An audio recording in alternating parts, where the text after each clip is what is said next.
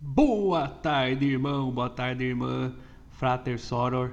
Vamos começar com mais uma escola dominical, né? Hoje, excepcionalmente, é à tarde, né? Eu acabei viajando amanhã, de manhã. Então, agora, com a graça de Deus, né? Com nosso Senhor Jesus Cristo e com a iluminação do Espírito Santo, vamos começar mais uma escola dominical. Hoje vamos começar com versículos interpretados pelo Talmud, pela Torá oral. Né? Vamos pegar a tradição oral e dar uma olhada no que ele diz sobre algumas passagens bíblicas, né? Já que estamos falando em escola dominical. Vamos começar lá com o Cântico dos Cânticos, né? O Cantares, aquela declaração de amor de Salomão, né? Uh, que muita gente interpreta só como uma mulher, né? Mas a questão é espiritual, né? Ou se refere a Israel, ou se refere à igreja, muitas vezes, né? Relação do crente com a igreja, do cristão com a igreja, ou relação de Israel com o Senhor. Esse é o casamento, as núpcias, né, alquímicas espiritual, né? Muito maior do que... Mas fora isso, tem um sentido maior. Vamos lá para capítulo 7, versículo 2. O seu umbigo é uma taça onde não falta vinho, né? Aqui no meio de um poema ele diz sobre essa questão da taça e do vinho, né? É assim, esse versículo é uma referência ao Sinédrio, né? Ao Sinédrio, né? Aquele tribunal judaico de 23 juízes ou demais juízes, né? E aqui no Talmud, ó, tem até no meu lado aqui, ele, né? Tá aqui. É, o que diz aqui?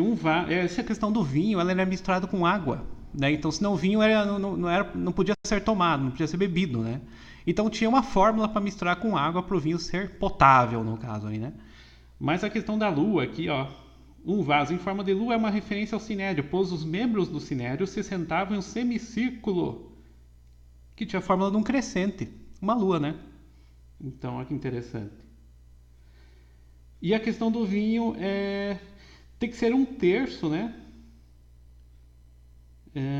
A mistura, né, do vinho com a água. Um terço de água, provavelmente, né? Não, é 2 terços de água. Então, essa mistura do vinho para ele ser potável e uma referência também ao sinédrio, né? Com esse semicírculo. Então, são duas situações claras, né? Outra passagem bíblica interessante é Crônicas. Lá no primeiro livro de Crônicas, né?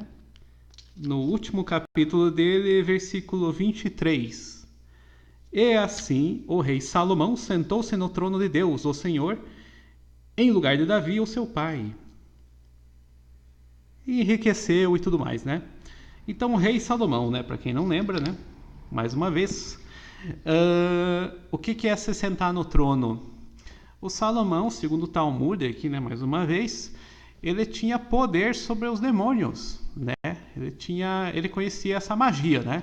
Conhecia essa cabala prática sobre os demônios, né? Depois aconteceu que ele perdeu esse poder, né? E por que trono de Deus? Porque é só o que está abaixo do trono de Deus, que são os demônios. Acima, que são os anjos, segundo o Talmud, o Salomão não dominava. Não dominava.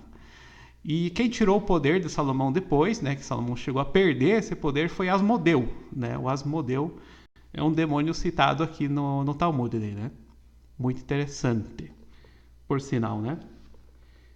Uh, Aí tem uma questão a mais sobre quem que eram esses juízes do Sinédrio. Como é que eles deviam ser, né? Características, exigências. Quais os requisitos para ser juiz? Ó, tem que ser homens altos, homens sábios, homens que tenham aparência imponente, homens idosos e homens conhecedores das feitiçarias, né? Então, por que ele conhecia as feitiçarias? Porque ele tinha que combater feiticeiros, muitas vezes, traduzir, né, falsos testemunhos. O juiz ele tinha uma sabedoria toda, ó, do Sinédrio, né? Não era simplesmente um juiz que usava a lei, que usava a Torá, né? Eles tinham toda essa sabedoria e toda essa prática, né? Porque se alguém fizesse uma feitiçaria, alguma magia, ele tinha o poder também de combater, né, essa feitiçaria, né? Então, muito interessante. Olha, eles são capazes de impedir que uma pessoa condenada por bruxaria utilize os seus poderes para escapar da punição.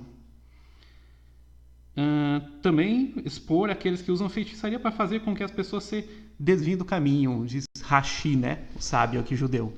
Então, você vê que interessantíssimo, né? Esse sinédrio, esse tribunal, essa relação de Salomão, né? Com o vinho, com a lua, né? Com esse crescente, que é o próprio sinédrio. E essa coisa do vinho, né? Que é o equilíbrio entre água e vinho ali, né? Que é uma sabedoria também interessante, que na leitura do Cânticos parece só uma referência a uma poesia para uma mulher, né? Romântica. Mas que se referia a uma questão espiritual e mesmo ao tribunal aí do judaico aí, né? Muito interessante, né? Então é isso aí, pessoal. Foi mais uma escola dominical. Até a próxima, né? Estejam com Deus, na graça de nosso Senhor Jesus Cristo, iluminados pelo Espírito Santo. Shalom, até a próxima.